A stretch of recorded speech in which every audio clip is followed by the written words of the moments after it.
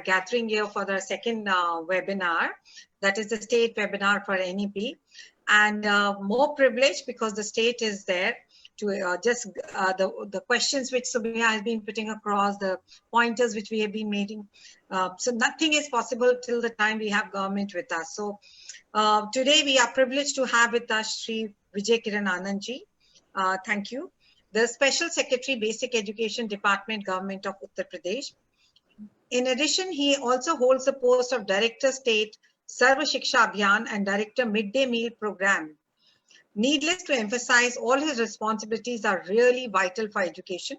And I guess the questions which we have been talking with each other, I think Vijay ji will have answer for a lot many, because he was part of few of the questions which we were debating. Shri Vijay Kiran Anand ji is a 2009 batch officer of the Indian Administrative Service. Being a qualified chartered accountant, he has left behind a rather coveted professional for public service. He has served as the collector of 7 districts and chief development officer of 1 district in between these two. With so much of on-ground experience, we can be rest assured that there is a lot that we can and will learn from him. I now request Shri Vijay Kiran Anand ji to deliver the keynote address. Over to you, Vijay Kiran ji. Thank you so much in advance. Thank you, Sapna ji. Thank you so much. And good afternoon to all the panelists and all the attendees of the session. It's an absolute joy and privilege to be hearing so many diverse views, and it's very exciting time. I'm sure as a policymaker, as excited as I am, you all are very excited about the NEP being one of the key frontal debates happening in the media, and education being discussed so much. So I'm sure everybody is as excited and pumped up as I am on that. And I would be very happy to hear out all your viewpoints today, and it would be great if it could be a two-way session. We can have more of interaction. I'll just make a short presentation on what the state is doing and where we can collaborate with each other. And we are very clear in terms of, especially when you would have seen the NEP in detail, and we are still understanding the framework and how to implement it and getting feedback from everybody. I keep meeting a lot of people from private schools, the administrators, the academicians, and so on, and get very valuable input. So firstly, I want to mention that our offices are open. We are always open. Our phone lines are open. We are happy to get feedback. We are happy to understand how to get it done, implemented better. We have a period of 10 years to actually get it done and then reap the benefits as the NEP lays down. It's a very forward-looking document you would have seen. And here we are very clear that everybody has a space in the market to ensure that we are able to cater to the 260 million students who are studying. You know, the scale is so huge. In UP, we have like 4 crore plus students studying in our schools, public plus private. You know, we spend more than 60,000 crores. All over the country, you are spending more than 5 lakh crores on public education and probably equal amount in private education. So it's huge. The numbers are huge. The scale is huge, and the opportunity is huge. Largely, the access problem is solved, appearing here and there, although the NEP says that we have still 2 crore people out of schools, for which there is a separate strategy to be put in place. But now we have to work on the quality, on the learning outcome, and that is what the NEP emphasizes on, the teacher being the oxygen of the system, the teacher training, the capacity building, and the standards. So I would just share a small presentation with you, and then we would be very happy to have a interactive session with each other. I'll share my screen first.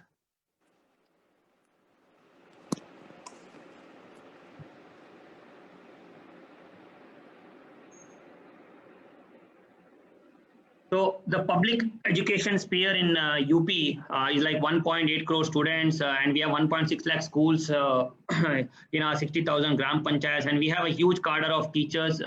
We spend more than 30 to 35 lakh per school, and all student utilities as per the RT Act and so on. There have been a lot of headway done over the years in terms of public education, in terms of equity, gender-related issues, in terms of inclusive education, in terms of equal opportunity and so on, but we have a long way to go. And that is where the NEP comes in, and we see a lot of areas for collaboration. I'll just give an example. The open source portal Diksha, which is where the Honorable Prime Minister declared it as the one nation, one platform.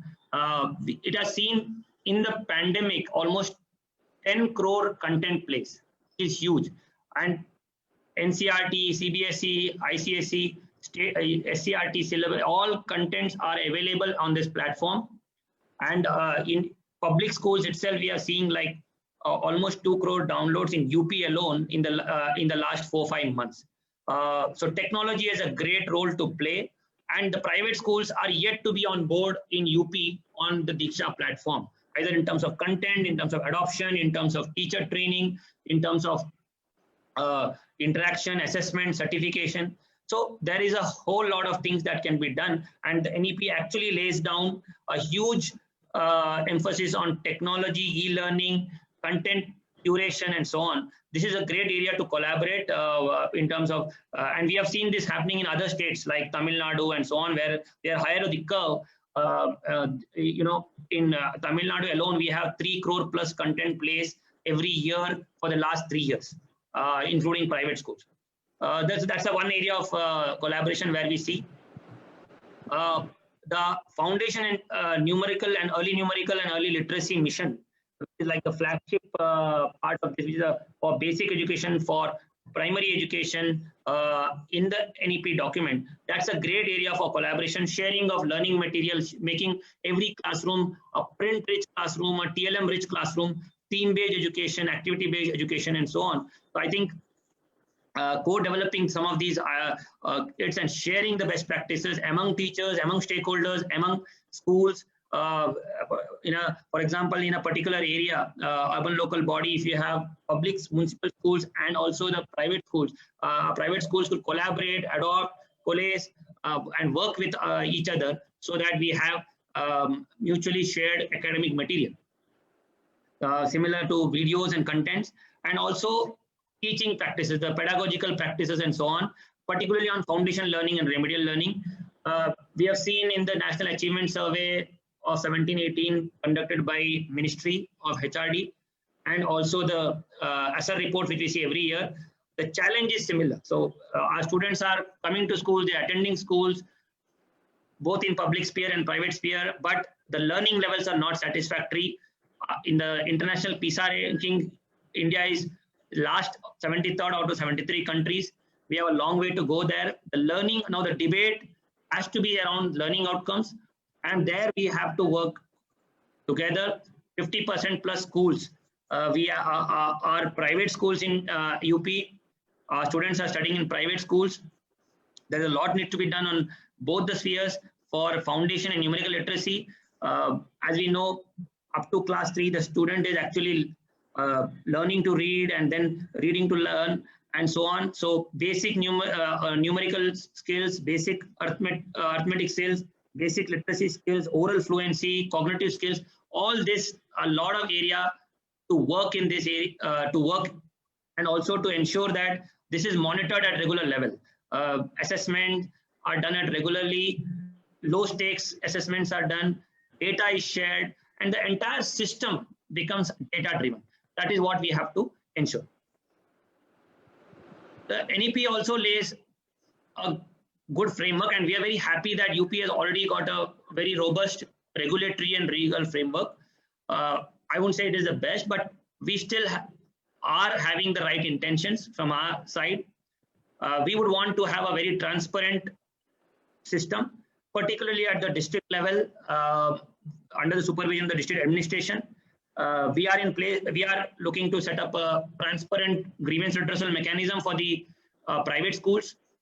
There has to be regular communication, that the entire framework has to be having inbuilt autonomy to private schools. There has to be no regulation in terms of academics and autonomy, no compromise on that. At the same time, we have to together look for reaching the levels of quality and learning outcomes that are envisioned in this NEP document. And to bring in transparency, we have taken a major decision. All affiliation is going to be on an online portal. It will be part of the citizen charter. we are in the final stage of closing that. The technology piece is achieved. So all affiliations and will be on a transparent process, time-bound, part of the citizen charter. And of course, for teachers who are the oxygen of the system, we've been doing teacher training for many years now. We need to flip the entire argument. We have to create an atmosphere in the classroom where the teacher is able to do a much better job in terms of achieving learning outcomes and standards. And in a year or so, we'll have the national curriculum framework coming in. We will have to work together. The entire administration setup and the private schools management has to work together to implement that framework and achieve this foundation in numerical literacy by 2025. I'll just also share some of the initiatives and interventions that have been done in the state.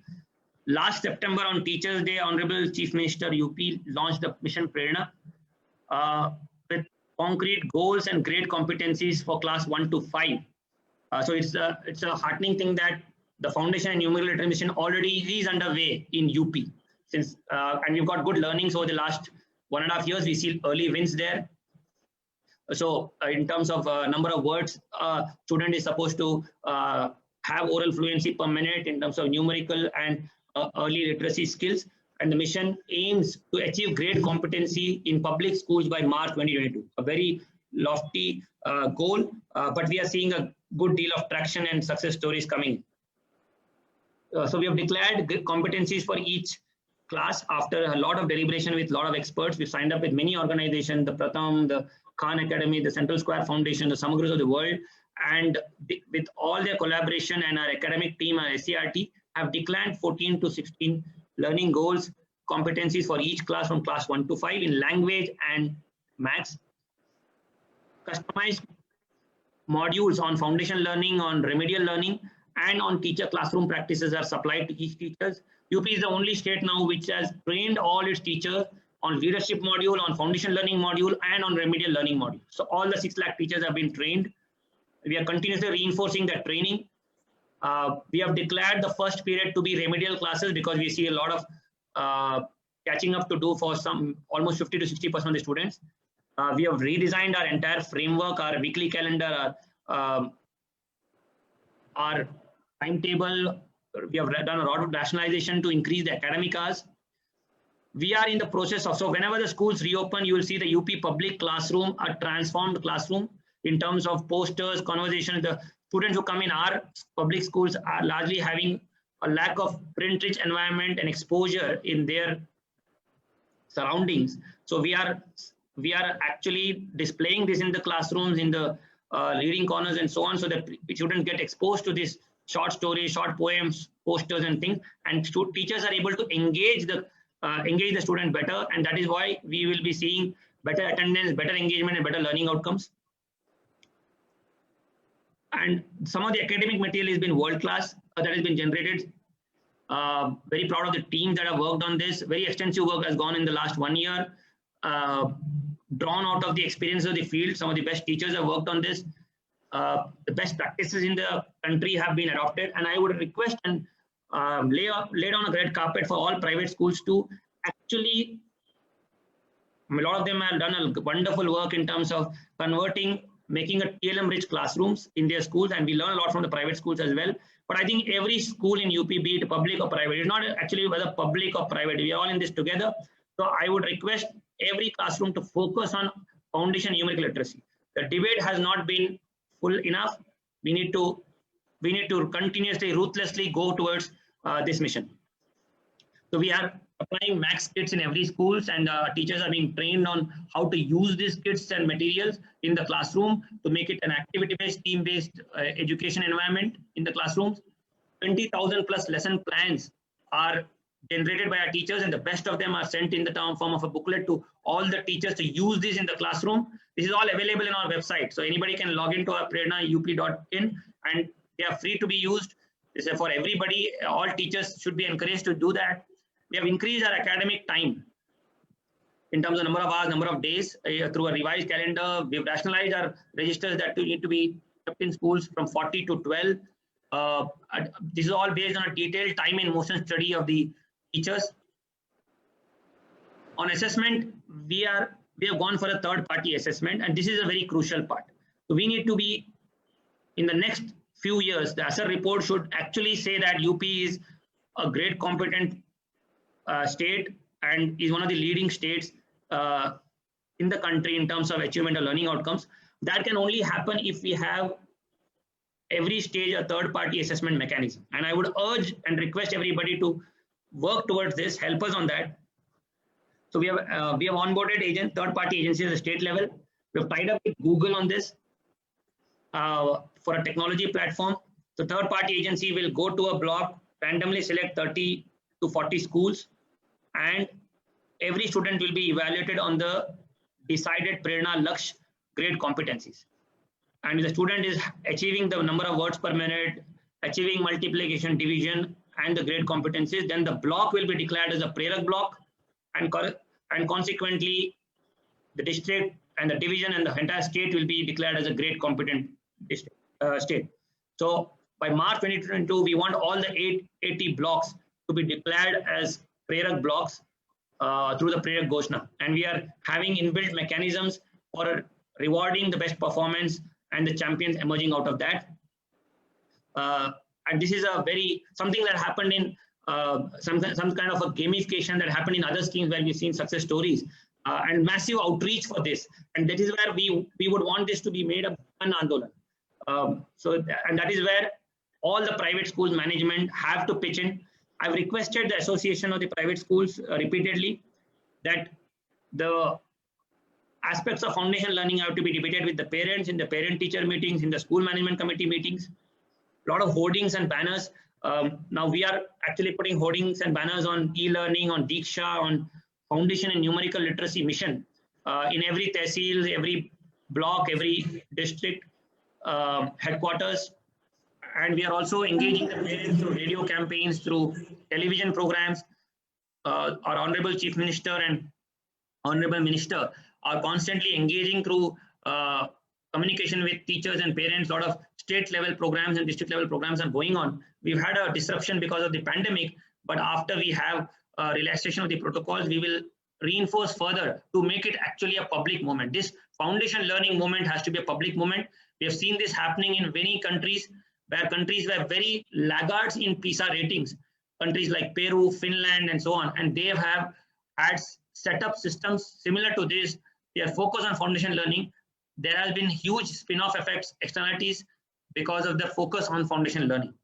I think that is a key, and we need to together make it a community participation campaign. We've had 2 census assessment exams in November and February. So every student's learning outcome is available on the in data. I mean, we firmly believe that data is the most important part here. So we have robust mechanisms now. We have the learning outcomes of all our students in dynamic dashboards similar to that. We grade them on all the census assessments, and very happy that we are engaging parents to the student report card. So we learned it from the private schools. The report cards such as this have been distributed to parents for learning outcomes. The debate is triggered for Prerna Lakshya, Prerna Suchi, and achievement of the students and the current standards. And even the most downtrodden parts of the community is actually responding. Even the parents are showing interest in homework, in the academic work, and actually responding in a positive way. Now we are supplying the student report cards for second student assessment test. And in September, we'll trigger a second round of debate with the parents, and we'll see more and more involvement, because that is one of the important parts which was missing. The challenge is to actually monitor the learning outcomes on a real-time basis. For that, we have this Prerna Talika displayed on each of our classrooms. The student will be assessed on unit assessment or spot assessment basis on low stakes basis. So there is no mass copying or such kind of scenario, which we normally find in high stakes exams. And then the student who is achieving the learning outcome will be indicated here, and this will be actually cross-verified by the headmaster, by the academic resource person, and so on. So the entire framework for learning outcomes monitoring, learning outcomes achievement is actually laid down in our mission. And we have had 1 year of actual interventions and learning from that. And we are constantly being getting feedback from the field and making course corrections. I think we would be very happy if we get participation and onboarding from all private schools and make this actually a movement formed by all. I think technology is the game changer here. We've been working with the Diksha team. It is the team working from Bangalore. We've had a project management unit in Lucknow now on that. So in the 1 year, when we started out, we had just 1,000, 2,000 downloads per day. And now we have reached like all our 5 lakh teachers are available on the Diksha platform. We have robust analytics like these. We know which teacher, earlier we used to have, from last 20 years, we've been spending almost 100 crores per year for teacher training with low outcomes, high absenteeism, very lack of analytics and so on. Now the entire game is changed. We have moved on to all the teacher training online. We issued a government order. All teacher training for in-service has been online. So we have 70 plus courses online on Diksha portal. Every teacher is mapped for his ID, and we know which teacher is taking up which course. Assessment is online, certification is online, and they are displaying, they get certificate, and now they are displaying the certificate in their Facebook accounts. So that's a huge game changer in terms of capacity building, in terms of better outcomes from teachers. And I think we have to go that way, that direction, for in terms of imparting the skills required in teachers for the 21st century student and 21st century skills demanding. The pandemic has given us a never after opportunity and the WhatsApp moment for digital education and edtech. We all agree with that. I mean, we would have never reached the numbers that we have reached now if it was not for the pandemic. It would have taken us 3-4 years. I think that moment has come where we have to accelerate the migration to digital e-learning modules. And we have done massive outreach on that in terms of every ration shop, every hoardings across the door-to-door campaign for Asha, A&M and so on. So 40 lakh plus parents are associated with our WhatsApp groups. We are running like 1.5 lakh WhatsApp groups all over the state to our teachers. I would request you and your domain areas to encourage private schools and private parents to actually associate with the teachers' WhatsApp groups. Every day we are sending content. All this content is available in our website, the audio shots, video shots, and the links. And messages like this, the content like this is being sent every day, class-wise, subject-wise, to all the WhatsApp groups. And we see better smartphone penetration for parents in private schools. So digital learning can go on. It's the content is great.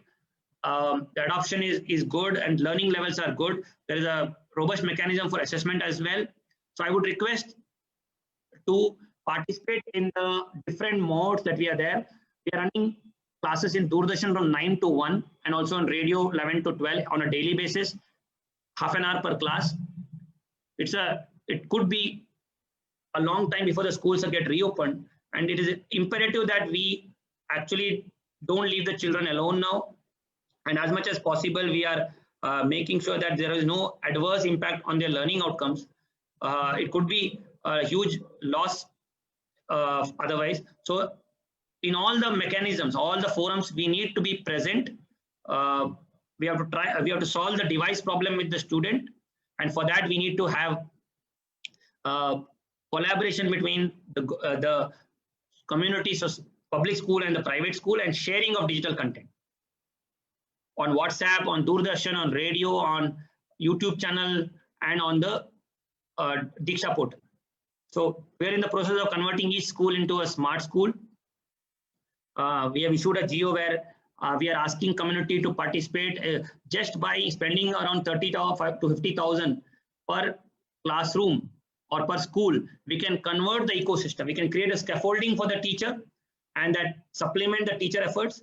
And we have world-class content mapped to each chapter, each workbook through QR scans and so on. And we can have the environment, entire ecosystem changed. And you can push in whatever content, even for equity-related issues. I think every classroom has to be converted into a smart classroom, and then sky is the limit for actually coming up with. We have like 5,000 plus edge startups coming up, and each of them is working on a particular expertise area, and we see a lot of traction. A lot of people meet me also, and I'm very excited that such a kind of a scenario is coming up, and something really great, and which will leap us forward, which will make us bypass the traditional methods of leaping forward and achieving the next phase of growth and learning outcomes. The entire teacher establishment issue is online in UP. One of the things that is focused on in NEP is mentorship of teachers. So here I'm very happy to announce that we already had a mentorship program in UP for the last 1 year. We have had a cadre of around 5,000 teachers who have been selected very, very carefully. We had a huge legacy issue of our cadre, and we sent them back to schools. A new process of selection was done under the district magistrates, and a new cadre of teacher has been academic resource persons is created, who are actually trained many times by our SCRT and CMAT, high quality training for them, and continuously reinforced training. And they spend 2.5 hours in a school, 30 visits per month. So around 1.5 lakh visits per month overall. And we have robust analytics for that. So we know which class we have remedial period going on, library period going on, where you have the modules working, where they are not working, what is the average attendance of the teacher, and so on. Very robust data analytics. And based on this data-driven monitoring, we have real-time targeted interventions. So we have war rooms every district monitoring all this. We have program management units at the district level and the block level. So I think supportive supervision and mentoring is a great tool as laid down in the NEP to actually enhance the capacities and guide our teachers for better classroom practices and better outcomes. I already mentioned about teacher professional development. We had a lot of workshops last year under the NISHTA program, and this is the example of a certification that our teachers are availing online through an online assessment and certification process. We have a dynamic content cell here, which is generating good quality content and pushing it through the thing. We are in a process of supplying tablets for each school, one per school, and creating an ecosystem around the smart class system. One of the emphasis is on pre-primary education. As we know, almost 90% of the students' brain is developed by the age of 5. So pre-primary education becomes very important, particularly with emphasis on early numeracy and early literacy. And we already formed a state resource group, and by December, we'll close the training of all Anganwadis, all block level and district level teams. There is massive upgradation of infrastructure going on right now. We have designed the curriculum. I would request all of them to at least see this curriculum designed by SCRT and also the activity books that we have generated. There are kits being supplied to Anganwadis. They come from a very, most of them come from a very economically low profile background, and it's a challenge out there. We would request all publics, all the private schools to also initiate interventions around the framework generated. We will have probably, it will take a year or 1.5 years for the NCRT to come up with the pre-primary curriculum framework and the guidelines to come out, because we are still unclear as to how the 5+3+3+4 system would work. But I think we all know which direction it headed. Everybody has welcomed, all experts have welcomed that initiative. And we need to focus as a country, as a state, on pre-primary education in a big way.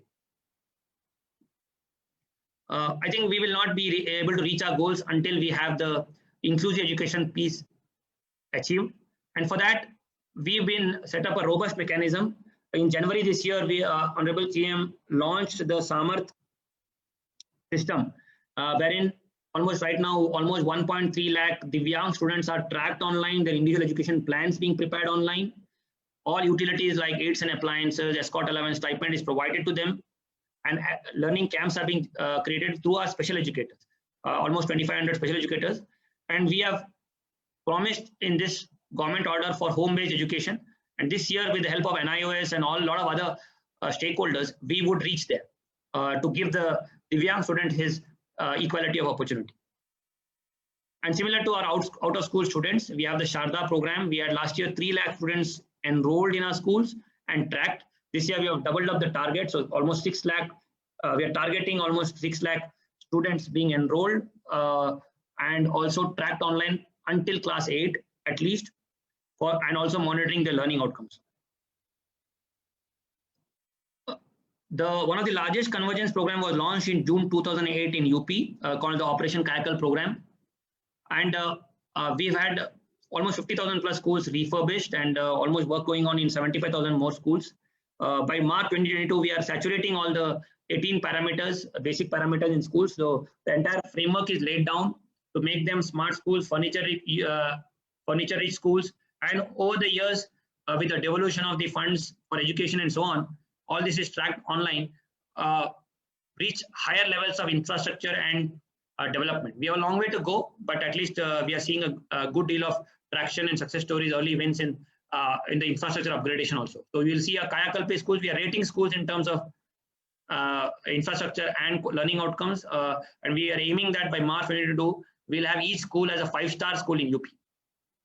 So hopefully with all your good wishes, your participation and your inputs and collaboration, we will be able to achieve a Prerak Pradesh, a great competent state very soon in UP, and I'm sure we will see a lot of success stories in collaboration, in convergence and partnerships. Thank you so much.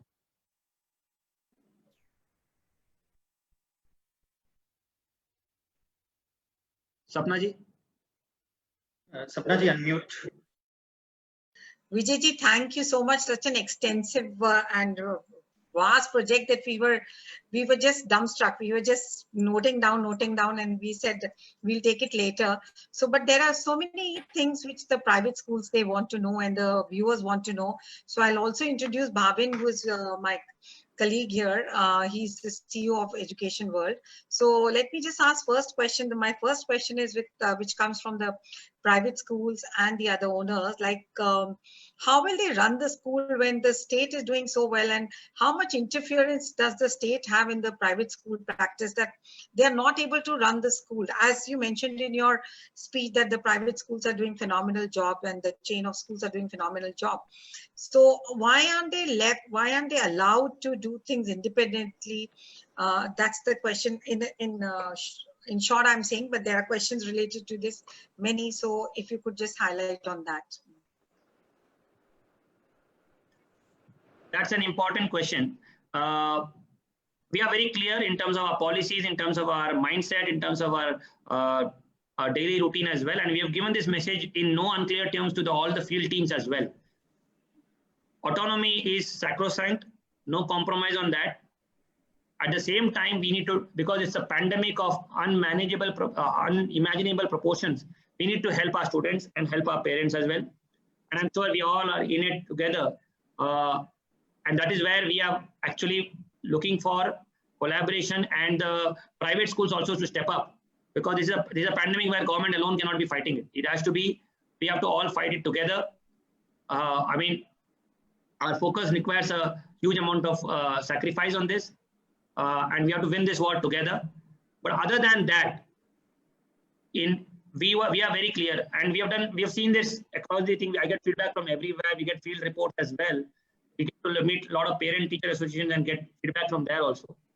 Every day I get around 200, 300 complaints against private schools. You know, there has no been enforcement anywhere. Okay. But what I'm saying is, higher tier schools are actually doing a great job in terms of they are migrated into e-learning, they are able to run online classes and so on. But still the mid-tier and the lower tier schools are yet to make that step forward. There have been huge challenges. Our teachers are not able to have a laptop. They're not having internet connections. We have the students not able to cope up. There have been anxiety issues. There have been so many issues. And that is where I see the glass half full rather than a half empty. Even in public sphere where we have those kind of parents who are having no smartphones and so on, we are able to reach 40 lakh, 50 lakh students. And almost every day, 25, 30 lakh students are seeing through the TRP ratings, the Doordarshan programs and so on. That's a big jump.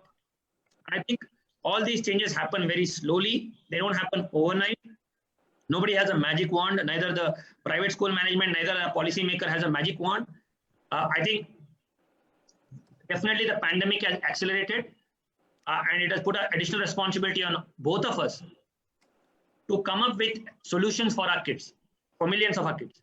But we are very clear, we are completely having a free atmosphere for private schools to explore, to digitize, to leapfrog and achieve. And in fact, I would be waiting if somebody can share with me a solution which I can adopt. I'm a big fan of Bappi Lahiri, so I can copy paste. No issues. That's a very good example. You have lightened our mood. So, Bhavin, would you like to just Yes, ask? Vijayji, namaste and congratulations. We have been doing various webinars. The preparation which I see through this Prerana project, this presentation really inspires many of them in Uttar Pradesh. What I have a couple of questions which I'm actually collaborating with a lot of people who have asked. And the first question goes like this. Many state government, including if you have heard yesterday, West Bengal rejected the policy and they are seeking various clarities. So is Uttar Pradesh has seeked some points on clarity with the center? Have you seeked any clarity or you are accepting the policy as it is and you are ready to implement it?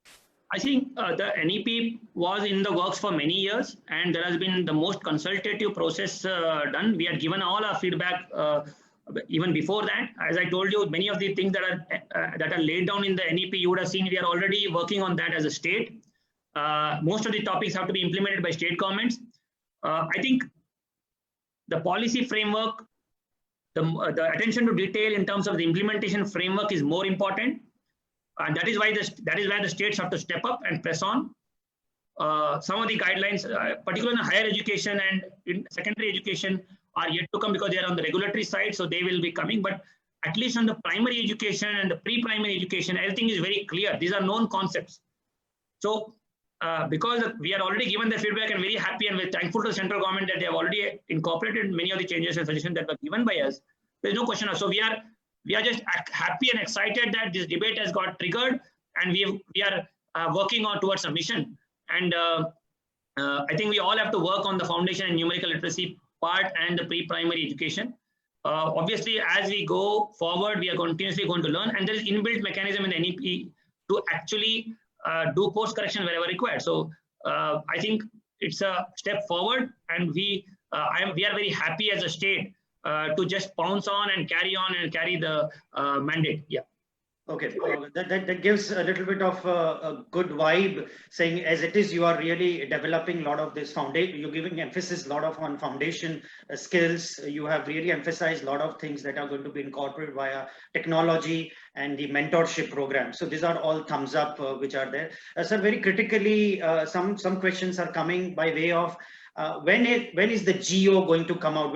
What are the short-term goals that Uttar Pradesh government is thinking to achieve? Yeah, that's an important question. So we have the framework now. I think it's still sinking in for everybody, including I'm sure for the central government as well. I think what has been announced already is that we'll have a national curriculum framework by NCERT by next year. And we'll have the foundation and numerical literacy mission, which will be a massive mission. I am luckily part of the drafting committee of the mission. So I have the inside story. We have had multiple rounds of discussion there, and that will be announced in December. And then we'll be more clear on where as a country we'll be heading in terms of foundation, early numeracy, early literacy, and the goals and what we need to do. Because, for example, the international norm is like by class 3, the student has to know 60 words per minute. So we will see where we have to do. We'll do a lot of baseline and so on. We have to be realistic as well. And on the other parts, like regulatory part, it depends on a lot of things that will come up. But I think most of the NEP things are already underway for both public and private schools. And you would have seen in NEP a lot of space for private schools. In fact, the debate right now is how much of the entire NEP framework has to be put on the shoulders of the private schools. I think that's a wrong debate to raise, because everybody has a share. You know, we have 260 million students studying in our schools. So we have to cater that I think as it has happened in all the developed countries, we are in the very exciting phase. There is ample scope for everybody to come up with their.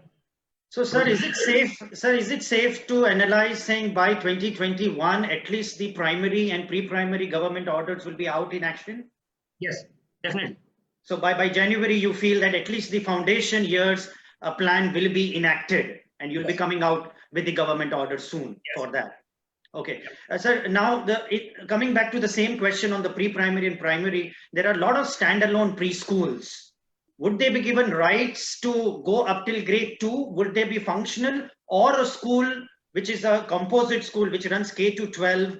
They will be adding on to their preschool in their own premise. The question is for the standalone, and then the question is for the main school. The affiliation for the pre-primary and so on depends on the framework that has been laid down for the 5+3+3. That is yet to come. Only after that the government would take a call on that. You would have seen in the NEP that the emphasis on composite schools to make non-viable schools weed out and all that. So we'll have to wait till the further instructions that come up. But sir, are you going to send some? I do not want to be the one who will be spilling the beans and then proven wrong otherwise. I'll rather wait rather than but you will be pleasantly surprised. That's all I can say. Okay, we will be pleasantly surprised. So that's positive if I'm taking it in that way. Sir, my one more question is on, obviously this 5+3+3+4 system is there, but if you can little bit throw light on the junior college segment. Okay, currently in the regular framework, the exit for a student was from grade 10, where they can get into a junior college, or like the state board can get on to 11th and 12th, which could be of CBSE and so on and so forth. So now is it that the exit also could be done from grade 8, where the junior college will be allowed to come till grade 9 and start the session, or what is the status of their existence? Here again, we'll have to wait for the final thing, but the intention is very clear. After 8, there is an element of diversification that can be done. There is multiple entry and multiple exits allowed here. And you have the 4-year system already laid down. We'll have to wait for the final print, but that's how we are heading. After 8, there will be autonomous. So there will be a demarcation between different streams is wiped out, and the student will be able to take economics and maths together or something like that. And right now the differentiation happens after 10. That is rightfully done at the level of 8th class itself. Okay, and my last question would be the fate and the status of the board exam. Would 10th board exam still be there, or you're planning? They've already laid down that it's going to be a semester system, low stakes, and so on. Again, we will have to wait for the instructions on that detail, but I think it's very clear in the NEP which direction they want to take. And I think all the academic experts and organizations have welcomed that move, that it has to be a low stakes exam and it has to be a semester based system. The cumulative scores of the students will matter more than the just 3 hours of assessments and so on. So hopefully the pressure cooker type situation for the student is going to be passed. Okay, thank you very much. Sumya, over to you, and then you can carry on the panel. Yes, Sumya, you can unmute. Sumya, you can unmute. Unmute. Sumya, you have to unmute. Mr. Anand, if I could just ask one last question to you. Do you see the UP government getting itself also ready in terms of budgetary allocations? Because all this, what you mentioned in your presentation, and what NEP, particularly the change in academic structure, the curricular reforms, the teacher education reforms, will require large monetary resources. Is the UP government getting ready to do that in the wake of a pandemic, an economy having contracted by 24%? I think we are, as I told you in the beginning, we are spending a considerable amount of money already. Almost as a country, we are spending 3.5% on public education alone, and almost equal to the thing. I think the NEP envisages 6%. I think we'll reach there. But it's not the question of how much money, but I think it's, as an administrator, I can say, and as an insider, I can say that it is where you put the money. In fact, we've been spending a lot of money, but the focus on learning outcomes has been minimal. So what the interventions that you are seeing in Mission Prerana in UP, they hardly cost any incremental cost, but the returns are huge. as I told you on teacher training, we are actually reducing costs and getting better outcomes. In terms of our classroom practices, if we have better content, if we go for a smart class solution, we will have, over the years, we will have savings in cost, at the same time, low cost, high return investment.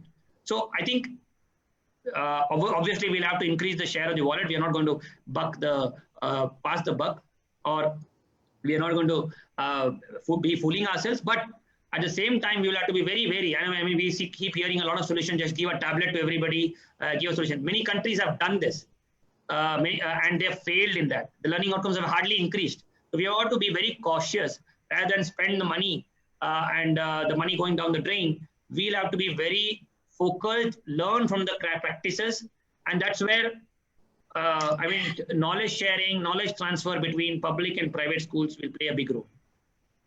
Thank you very much. Thank you. Okay, so may or Sapna, you can carry on. If you can. Thank you, Vijaykiranji. I think we can go on and on because we all have one question or the other remaining with us. And I guess, like as you said, that UP is such a big state, such a large, the overpopulous state, that in one webinar, it's not possible to cover all the points. And NEP being 432, 448 and 60 pages, whatever people say, we can carry on with this one more round of UP with more questions, which we'll take it from here, which we'll keep getting after this webinar gets over. And we will be bothering you once again, maybe whenever you are free to just give us more clarity on this. So thank you so much for your time and being so cooperative and I'll say so punctual with your time. Thank you so much. Thank you so much, Sapna ji, and all the panelists. It has been a pleasure interacting with you and looking forward to talking to you again. Hopefully we'll all make this NEP document and reach the classrooms, and the entire country should watch a transformed UP classroom everywhere, and entire country should be proud of the work that happens in education sector. And UP, like I used to hear that 30, 40 years ago, UP used to lead the country in terms of education outcomes, and we reached there again somewhere and rightfully take our place. Thank you so much. All the best. Thank you very much, sir.